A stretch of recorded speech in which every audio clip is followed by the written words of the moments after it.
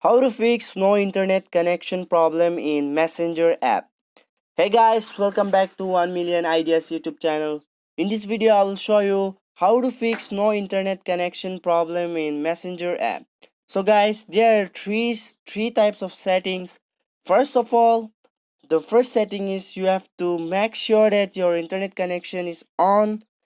Sometimes it automatically gets off, so you have to make sure that your internet connection is on. And the second step is you have to go to your settings.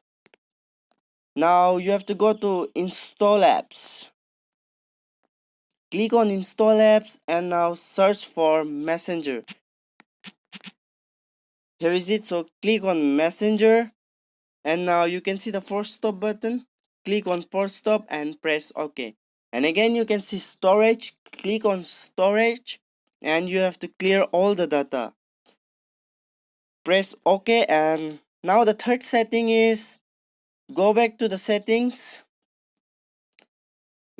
You can see about phone. Click on about phone and now press on system update. So see whether there is anything available for the update in the device. So you have to update the device and restart your phone and reopen the app. The problem will be solved. Thanks for watching.